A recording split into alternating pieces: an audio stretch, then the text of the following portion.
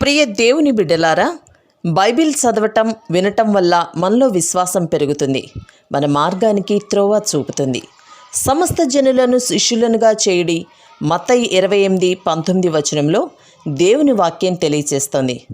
Telugu బైబిల్స్ను RRK మూర్తి గారు research చేసి విశ్లేషణ చేసిన బైబిల్లోని ప్రతి అధ్యాయాలను వచనాలను వరుస క్రమంలో అనగా ఆదికాండం నుండి ప్రకటనా గ్రంథం వరకు ఇవ్వబడుతుంది. ప్రతి ఒక్కరూ ఆధ్యాత్మికంగా విశ్వాసంలో బలపడి మీ జీవితంలో ఎదుర్కొంటున్న సమస్యల నుండి విడుదల పొందండి. ప్రతి ఒక్కరూ మీ దీవెన టీవీని సబ్స్క్రైబ్ చేసి ఈ వాక్యాన్ని లైక్ చేసి మీ మిత్రులకు బంధువులకు షేర్ చేయండి. దేవుని సువార్తను ప్రకటింపబడుటలో మీరు పాలిభాగస్తులు కండి. ప్రియ శ్రోతలు, మీ బైబిళ్లు తెరవండి. ఈరోజు మన పాఠం అపొస్తల కార్యములు 8వ అధ్యాయం 25వ వచనం నుండి 40వ వచనం వరకు. సావధానంగా వినండి. అంతట వారు సాక్ష్యమిస్తూ ప్రభువు వాక్యమును బోధించి యెరూషలేమునకు తిరిగి వెడుతూ సమరయుల అనేక గ్రామాలలో సువార్త ప్రకటిస్తూ వచ్చారు. ప్రభువు దూత ఫిలిప్పుతో అన్నాడు, నీవు లేచి దక్షిణముగా వెళ్లి యెరూషలేము నుండి గాజాకు పోయే అరణ్య మార్గాన కలుసుకో. వెంటనే ఫిలిప్పు లేచి వెళ్ళాడు.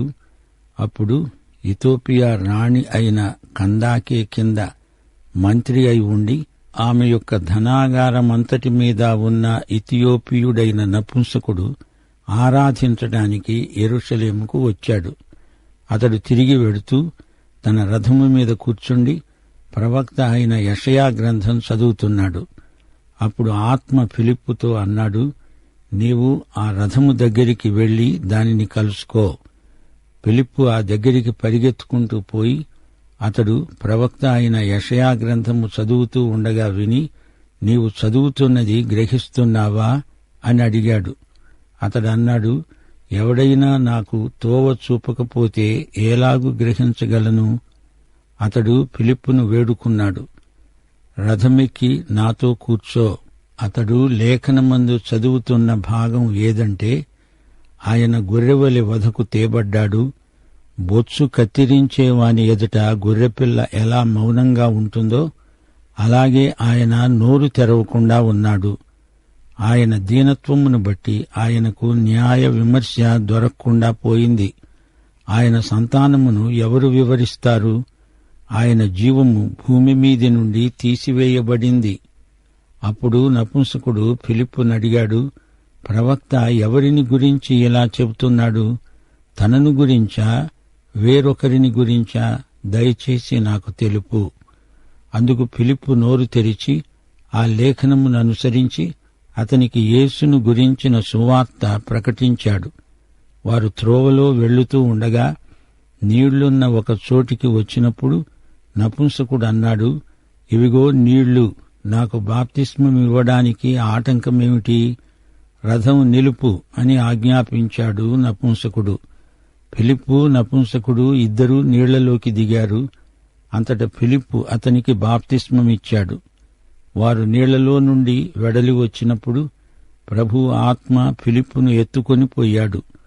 నపుంసకుడు సంతోషిస్తూ తన తోవను వెళ్ళాడు. అతడు ఫిలిప్పును మరెన్నడూ చూడలేదు. అయితే ఫిలిప్పు అజోతులో కనపడ్డాడు. అక్కడి నుండి కైసరయ్యకు వచ్చే వరకు అతడు పట్టణములన్నిటిలో సంచరిస్తూ సువార్త ప్రకటిస్తూ వచ్చాడు. శ్రోతలు వింటున్నారా? అపొస్తల కార్యములు 8వ అధ్యాయం 9, 10 అధ్యాయాలలో కూడా 3 వ్యక్తులు 3 జాతులకు ప్రతినిధులు రక్షించబడ్డారు.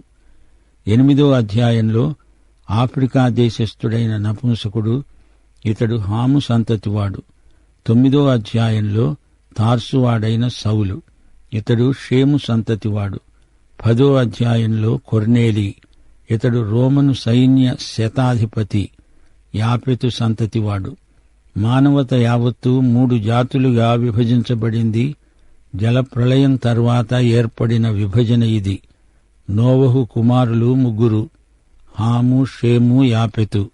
ఈ విధంగా ఈ 3 సంతానానికి అనగా మానవత అంతటికీ సువార్త ప్రకటించబడుతోంది. ఇది దేవుని దయా సంకల్పం. ఒక వ్యక్తి రక్షించబడాలంటే అందులో 3 ముఖ్య విషయాలు ఇమిడి ఉన్నాయి. ఒకటి, పరిశుద్ధాత్మ పని. పరిశుద్ధాత్మ ఫిలిప్పును సమరయ్యకు తీసుకువెళ్ళాడు. అక్కడి నుండి గాజాకు తీసుకెళ్ళాడు.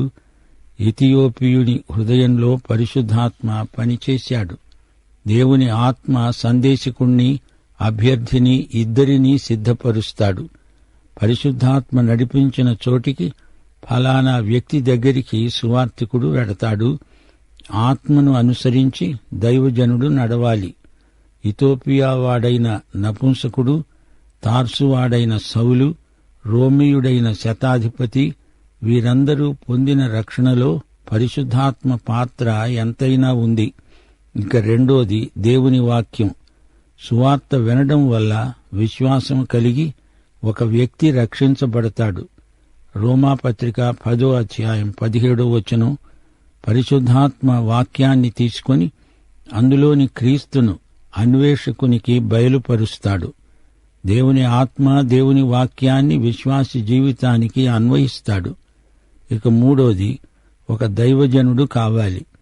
అతడు దేవుని వాక్యాన్ని బోధిస్తాడు. దేవుని ఆత్మే అతని చేత మాట్లాడిస్తాడు. అప్పుడు అన్వేషకుడు పరలోక జన్మానుభూతి పొందుతాడు. ఇప్పుడిక్కడ ఇథియోపియా నపుంసకుణ్ణి చూడండి. ఫిలిప్పు బోధకుడు, నపుంసకుడు అభ్యర్థి. సువార్త సమరయ్య ప్రాంతాలకు వచ్చింది. అక్కడ ఎందరో నమ్మకమైన విశ్వాసులు సిద్ధపడ్డారు. సమరయ్య సంఘంలో గారడీ సీమోను వల్ల ఒక సమస్య ఎదురైంది. గారడీ సీమోను అనే కపట విశ్వాసి తారసిల్లాడు. ఇప్పుడు ఫిలిప్పు ఇథియోపియ నపుంసకుణ్ణి కలుసుకొని అతనికి సువార్త చెబుతున్నాడు. ఫిలిప్పు ఇతణ్ణి ప్రభువు దగ్గరికి నడిపించాడు. వాక్యం వివరించాడు. ఆ నపుంసకుడు ఆఫ్రికా ఖండానికి దేవుడిచ్చిన ప్రథమ కానుక. సమరయ్య ప్రాంతం యెరూషలేముకు ఉత్తరాన ఉంది. ఫిలిప్పు దక్షిణ దిశగా వెళ్ళాడు. గాజా ప్రాంతం మధ్యధరా సముద్ర తీరాన ఉంది. ఈజిప్టుకు, ఇథియోపియాకు అది రహదారి. ఫిలిప్పు సమరయ్యలో పెద్ద జనసమూహాలకు బోధిస్తున్నాడు. అతడిప్పుడు అరణ్యానికి వెళ్ళాలి. సమరయ్య సభల్లో పరిశుద్ధాత్మ బలంగా పనిచేస్తున్నాడు. ఆ సభను వదలి ఫిలిప్పు నిర్జనారణ్యంలోకి వెళ్లిపోవాలని ఆత్మస్వరం వచ్చింది. యెరూషలేముకు వెళ్లి అక్కడి నుండి యకాయికి గాజాకు వెళ్ళాలి. అయితే అక్కడ దేవుడు ఒక వ్యక్తిని సిద్ధం చేసి ఉంచాడు. ఈ నపుంసకుడు కందాకే రాణి వద్ద ఆర్థిక మంత్రి, గొప్ప అధికారి. ఇతడు తన పరివారమంతటితో ప్రయాణంలో ఉన్నాడు. రథసారథి రథం నడిపిస్తున్నాడు. ఇతడు పరిగెత్తే రథంలో కూర్చుని పుస్తకం చదువుకుంటున్నాడు. ఇతడు ఇథియోపియా దేశ పౌరుడు. యెరూషలేము దేవాలయానికి ఆరాధించడానికి వచ్చాడు. ఇతడు యూదమత ప్రవిష్ఠుడు. యూదమతం చేపట్టినవాడు. యెరూషలేము యూదమత కేంద్రం. యూదమతం దేవుడిచ్చిందే అయినా అతనిలో చీకటి ఉంది. యెషయా గ్రంథం చదువుతున్నాడు కాని అతనికి ఏమీ అర్థం కావటం లేదు. ఫిలిప్పును దేవుని ఆత్మ వాడుకుంటున్నాడు. దేవుని వాక్య గ్రంథం రథంలో వెడుతున్న నపుంసకుడి చేతిలో ఉంది. అతడేమి చదువుతున్నాడో చూచాడు ఫిలిప్పు. నీకది అర్థమవుతోందా అని అడిగాడు. నపుంసకుడు రథం ఆపి ఫిలిప్పును ఎక్కమన్నాడు. ఫిలిప్పు నపుంసకుడి ప్రక్కనే కూర్చున్నాడు. అతడు యెషయా గ్రంథంలో ఎంతో ప్రాముఖ్యమైన వాక్య భాగం చదువుతున్నాడు. యెషయా 53వ అధ్యాయం 7-8 వచనాలు అతడు చదువుతున్నాడు. అతడు కొంతసేపటి నుంచి వాక్యం చదువుకుంటూనే ప్రయాణం చేస్తున్నాడు. ఆ అధ్యాయంలోని అంతకు ముందు వచనాలను చదివేశాడు. 53వ అధ్యాయం 3-6 వచనం వరకు అతడు తృణీకరించబడిన వాడయ్యాడు. మనుష్యుల వలన విసర్జించబడినవాడు, వ్యసనాక్రాంతుడుగా, వ్యాధిననుభవించినవాడుగా, మనుష్యులు చూడనొల్లని వాడుగా ఉన్నాడు. అతడు తృణీకరించబడినవాడు గనుక మనము అతణ్ణి ఎన్నిక చేయలేదు. నిశ్చయముగా అతడు మన రోగాలను భరించాడు, మన వ్యసనాలను వహించాడు. అయినా మొత్తబడినవాడుగా, దేవుని వలన బాధింపబడిన వాడుగా, శ్రమనొందిన వాడుగా మనమాయనను ఎంచాము. మన అతిక్రమ క్రియలను బట్టి ఆయన గాయపరచబడ్డాడు. మన దోషములను బట్టి నలగొట్టబడ్డాడు. మన సమాధానార్థమైన శిక్ష అతని మీద పడింది. అతడు పొందిన దెబ్బల చేత మనకు స్వస్థత కలుగుతున్నది. మనమందరము గొర్రెల వలె త్రోవ తప్పిపోయాము. మనలో ప్రతివాడు తనకిష్టమైన తోవకు తొలిగాడు. యెహోవా మన అందరి దోషమును అతని మీద మోపాడు. శ్రోతలు వింటున్నారా? ఫిలిప్పునకు ఎంత మంచి వాక్య భాగం దొరికిందో చూడండి. దేవుని వాక్యమును తీసుకుని యేసును ప్రకటించడానికి యెషయా 53వ అధ్యాయం ఎంతో అర్థవంతమైన వాక్యభాగం. పరిశుద్ధాత్మ దేవుని వాక్యాన్ని వాడుకుంటాడు. పాటల్లో కాని మాటల్లో కాని దేవుని వాక్యం లేకపోతే పరిశుద్ధాత్మ పని చెయ్యడు. మనుషులు రక్షించబడాలంటే వాక్యం తప్పనిసరిగా కావాలి. 1 పేతురు 1వ అధ్యాయం 23 నుండి 25వ వచనం వరకు పేతురు ఇదే మాట అంటున్నాడు. మీరు క్షయబీజము నుండి కాక శాశ్వత జీవము గల దేవుని వాక్యం మూలముగా అక్షయ బీజము నుండి పుట్టింపబడినవారు గనుక నిష్కపటమైన సహోదర ప్రేమ కలుగునట్లు మీరు సత్యమునకు విధేయులవడము చేత మీ మనస్సులను పవిత్రపరచుకున్న వారై ఉండి ఒకరినొకడు హృదయపూర్వకముగా మిక్కుటముగా ప్రేమించండి. ఏలయనగా సర్వశరీరులు గడ్డిని పోలినవారు. వారి అందమంతా గడ్డి పువ్వు వలె ఉన్నది. గడ్డి ఎండుతుంది, దాని పువ్వు రాలుతుంది, అయితే ప్రభువు వాక్యము ఎల్లప్పుడూ నిలుస్తుంది. మీకు ప్రకటించబడిన సువార్త ఈ వాక్యమే. దేవుని ఆత్మ దేవుని వాక్యమును వాడినప్పుడు ఏం జరుగుతుంది? ఈ ఇద్దరు వ్యక్తులు రథంలో ఉన్నారు. దేవుని వాక్య సత్యాన్ని ఇద్దరూ చర్చించుకుంటున్నారు. ఫిలిప్పు నపుంసకునికి యేసు ప్రభువును లేఖనములో నుండి ఎత్తి చూపుతున్నాడు. ఇంతకు ముందే ఫిలిప్పు సమరయలో గారడీ సీమోనుతో పొందిన అనుభవము ఎలాంటిది? ఇప్పుడు నపుంసకునితో ఈ అనుభవం ఎలాంటిది? ఫిలిప్పును నీటి బాప్తిస్వం కోసం అడిగినప్పుడు అతడు నపుంసకుణ్ణి బాగా పరీక్షించాడు. ప్రభువును అనగా లేఖనములలోని క్రీస్తును హృదయపూర్వకంగా నమ్మితేనే కాని నీటి బాప్తిస్వం ఇవ్వకూడదు. ఫిలిప్పు నపుంసకునికి వెంటనే నీటి బాప్తిస్మమిచ్చాడు. వెంటనే పరిశుద్ధాత్మ ఫిలిప్పును ఆ పళంగా తీసుకుపోయాడు. నపుంసకుడు తన రథం మీద ఇథియోపియా దేశానికి వెళ్లిపోయాడు. అతని హృదయంలో ఆనందం పరవళ్లు తొక్కింది. ఉత్తర ఆఫ్రికాలో పెద్ద సంఘం మొట్టమొదట ఉనికిలోకి వచ్చింది. ఈ నపుంసకుని ద్వారా ఉత్తరాఫ్రికాలో గొప్ప సేవ జరిగింది.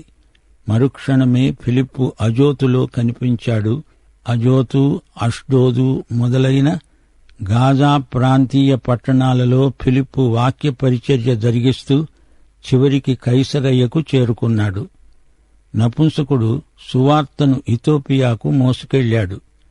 ఫిలిప్పు అదే సువార్తను కైసరయ్య దాకా మోసుకు వెళ్లాడు. ప్రియ శ్రోతలు, మనం 8వ అధ్యాయంలో పరిశుద్ధాత్మ కార్యములెన్నో చూచాము. పరిశుద్ధాత్మ దేవుని వాక్యము కలిస్తే అద్భుతాలు జరుగుతాయి. ప్రియ శ్రోతలు వింటున్నారా? యెరూషలేము నుండి బెత్లెహేము గుండా హెబ్రోను ద్వారా మార్గం తిన్నగా ఈజిప్టుకు వెడుతుంది. గాజాకు దక్షిణంగా ఈ రాజమార్గం వెడుతుంది. గాజా గొప్ప వ్యాపార కేంద్రం. రథం మీద వచ్చాడు కందాకే మంత్రి, ఆర్థిక శాఖామాత్యుడు. ఇథియోపియా రాణులందరికీ ఇదే బిరుదం, కందాకే. నపుంసకుడు యెరూషలేముకు ఆరాధన కోసం వెళ్లాడు. ఆ రోజుల్లో ఎక్కడ చూచినా దేవతలే, దేవతా విగ్రహాలే. జాతులన్నిటిలో ఆధ్యాత్మిక కలవరం ప్రవర్తిల్లుతున్నది. అనేకులు ఆయా జాతులలో నుండి యూదమతంలోకి వచ్చారు. యూద మత వ్యవస్థలో దేవుడు ఒక్కడే. సత్య ఏక దేవారాధన వల్ల వారి నైతిక శీలం ఎంతో బాగుపడింది. వారి జీవితాలు అర్థవంతమై వారికి ఆధ్యాత్మిక చైతన్యం అలవడింది. యూద మత ప్రవిష్టులంటే వీరే. వీరు సున్నతి పొందినవారు. చాలామంది యెరూషలేము దాకా వెళ్లరు. తమ సమీపంలో సమాజ మందిరాలకు వెళతారు. వాక్యం చదువుతారు, వింటారు. వీరిని దేవునికి భయపడేవారు అంటారు. ఈ నపుంసకుడు యూదమత ప్రవిష్టుడు. అందుకే అంత దూరం యెరూషలేముకు రథయాత్ర చేశాడు. యెషయా 53వ అధ్యాయంలోని యేసుక్రీస్తును ఫిలిప్పు అతనికి చూపించాడు. నపుంసకుడు యేసుక్రీస్తు యొక్క విశ్వాసి అయ్యాడు. వెంటనే బాప్తిస్మం తీసుకున్నాడు. అన్యులు సున్నతి ద్వారా యూదమత ప్రవిష్టులవుతారు. గాని యేసుక్రీస్తు విశ్వాసుల బాప్తిస్మం ఎంతో ఆధ్యాత్మికం. ఇది మతాచారం కాదు. నీటిలో ముంచినప్పుడు అది బాప్తిస్మమవుతుంది. ప్రవహించే నీటిలో నపుంసకుడు బాప్తిస్మం తీసుకున్నాడు. ఫిలిప్పు బాప్తిస్మం ఇచ్చాడు. బాప్తిస్మం శుద్ధి సంకేతం. ఆత్మ క్రీస్తు కృపలోనికి బాప్తిస్మం పొందుతుంది. బాప్తిస్మం లోకంతో తెగదెంపులు. బాప్తిస్మం ఒక కొత్త లోకంలోకి ప్రవేశం. బాప్తిస్మం క్రీస్తుతో పాతిపెట్టబడి తిరిగి లేపబడడం. రోమాపత్రిక 6వ అధ్యాయం 1 నుండి 4వ వచనం వరకు బాప్తిస్మ భావం విశదీకరించబడింది. పాపము విషయమై చనిపోయిన మనము ఇక మీదట ఎలాగు దానిలో జీవిస్తాము?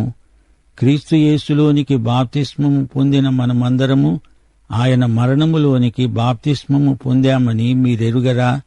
కాబట్టి తండ్రి మహిమ వలన క్రీస్తు మృతులలో నుండి ఎలాగు లేపబడ్డాడో అలాగే మనము నూతన జీవము పొందిన వారమై నడుచుకునేటట్లు మనము బాప్తిస్మము వలన మరణములో పాలు పొందడానికి ఆయనతో కూడా పాతిపెట్టబడ్డాము. ఆయన మరణము యొక్క సాదృశ్యమందు ఆయనతో ఐక్యము గలవారమైన ఎడల ఆయన పునరుత్థానము యొక్క సాదృశ్యమందు ఆయనతో ఐక్యము గలవారమై ఉంటాము. అనగా బాప్తిస్మము క్రీస్తు మరణ పునరుత్థానాలకు సాదృశ్యం, సంకేతం. శ్రోతలు వింటున్నారా? గమనించండి. ఈ ఇథియోపియా నపుంసకుడు తన దేశానికి వెళ్లిపోయి ఇథియోపియా దేశమంతటినీ సువార్తీకరించాడు. ఫిలిప్పు గాజా ప్రయాణం సువార్త ఉద్యమంలో కీలకం లాంటిది.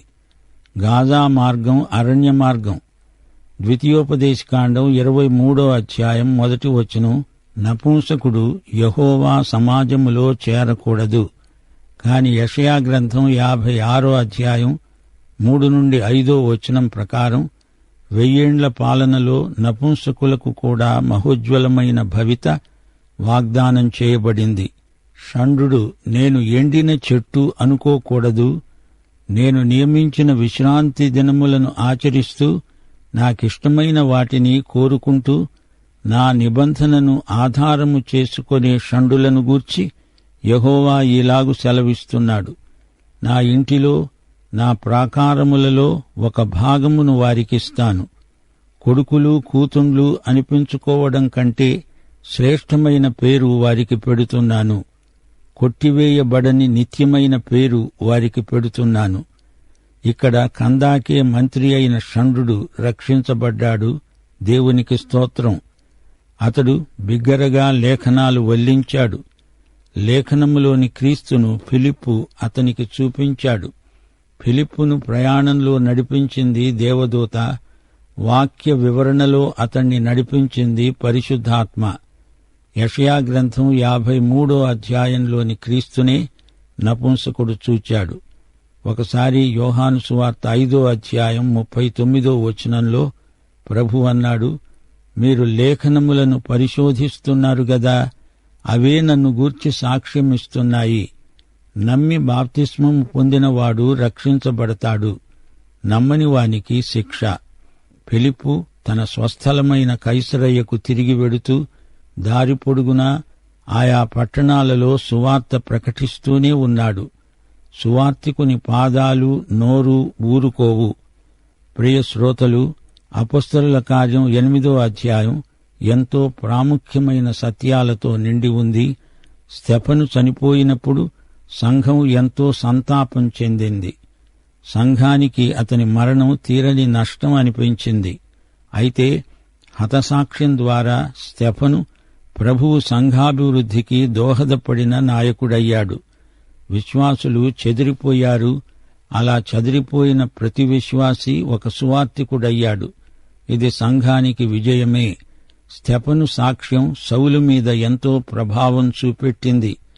సౌలు రక్షణకు దారితీసింది. శత్రువు గెలిచాడని అనుకోవద్దు. లోకమును జయించే విజయము మన విశ్వాసమే. స్తెఫనులాగే ఫిలిప్పు కూడా సంఘ పరిచారకుడు, సువార్తికుడు కూడా. దేవుడు ఫిలిప్పును సమరయ్యకు పంపాడు. శత్రువులైన సమరయులను సువార్త మిత్రులనుగా మార్చింది. పేతురు, యోహానులు రావడం వారికెంతో ప్రోత్సాహం కలిగించింది. పరిశుద్ధాత్మ కార్యం సమరయ్యలో ఎంతో బలంగా జరిగింది. యెరూషలేముకు సమరయ్యకు మంచి స్నేహ సంబంధాలు నెలకొన్నాయి. గతకాలపు కక్షలు మానిపోయాయి, మాసిపోయాయి. వారు వీరు ఇప్పుడు క్రీస్తునందు సహోదరులు. క్రీస్తు ప్రేమను వీరందరూ రుచిచూచిన వారై ఎంతో ఉల్లసించారు. సోదరీ సోదరులారా, వింటున్నారా? దేవుడు సంఘమును ఎంతో ఆశీర్వదించినప్పుడు, దేవుడు మంచి విత్తనాలు నాటినప్పుడు సైతాను నకిలీ సరుకును సంఘములోకి రవాణా చేస్తాడు, కలవరం సృష్టిస్తాడు. పేతురులాగా మనము అప్రమత్తంగా ఉండాలి. చెడుగును గద్దించాలి, మంచిని ప్రోత్సహించాలి. ఫిలిప్పు సమరయ్యలో గొప్ప ఉజ్జీవం కలుగుతుంటే మధ్యలో వెళ్లిపోవలసి వచ్చింది. అది ఒక్క మనిషి కోసం. దైవ సేవకులు దేవుడు ఎక్కడికి వెళ్లమంటే అక్కడికి వెళ్ళాలి. దేవుడు చెప్పిందే చెయ్యాలి. ఫలితాలు దేవునికే వదిలేయాలి. ఈ అధ్యాయంలో గారడీ సీమోను పరిశుద్ధాత్మకు వ్యతిరేకంగా పనిచేశాడు.